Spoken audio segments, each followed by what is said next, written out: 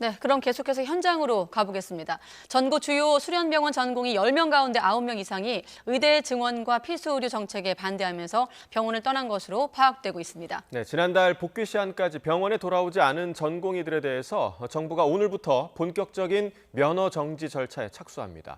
취재기자 연결해서 자세한 내용 알아봅니다. 신지원 기자.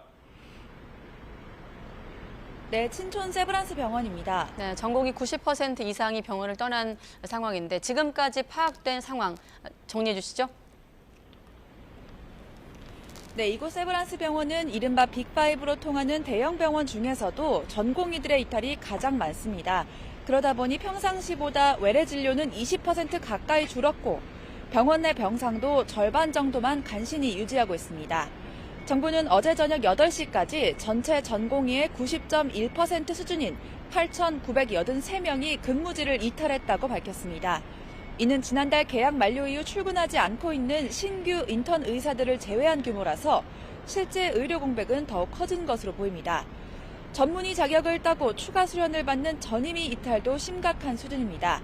세브란스 병원뿐 아니라 서울 성모, 삼성 서울병원 등 다른 대형 병원에서도 전임의 절반 정도는 지난달 계약 만료 이후 이번 달부터 병원을 떠났습니다. 이른바 빅5 병원의 경우 전공의는 37%, 전임의는 16% 정도 비중으로 전체 의사의 절반 이상을 차지하기 때문에 중환자 수술이나 외래 진료 공백이 더욱 큽니다. 의료 공백이 더 커지면서 정부는 어제부터 긴급 대응 응급 의료 상황실을 가동했습니다.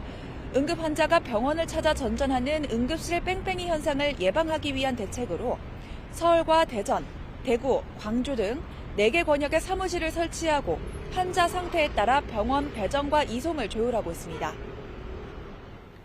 네, 정부가 의료 현장에 돌아오지 않은 전공의들에 대해서 불가역적 면허 정지를 선언하기도 했는데 오늘부터 면허 정지 통보가 시작이 되죠.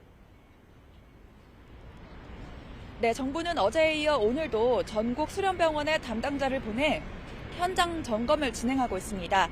업무 개시 명령에 따르지 않은 전공의가 실제로 얼마나 있는지 확인하고 직접 면허 정지 처분을 통보하기 위해서입니다. 정부는 당장 오늘부터 근무지 이탈 증거가 확보된 전공의 7천여 명에 대해 사전 통보서를 발송합니다. 사전 통보 뒤에는 해당 전공의의 의견을 청취한 뒤 3개월 이상의 면허 정지와 형사 고발 절차를 진행합니다. 특히 지난 2020년 의료 파업 때와 달리 이번에는 어떤 구제 절차도 없다고 강조했습니다. 지금까지 세브란스 병원에서 YTN 신지원입니다.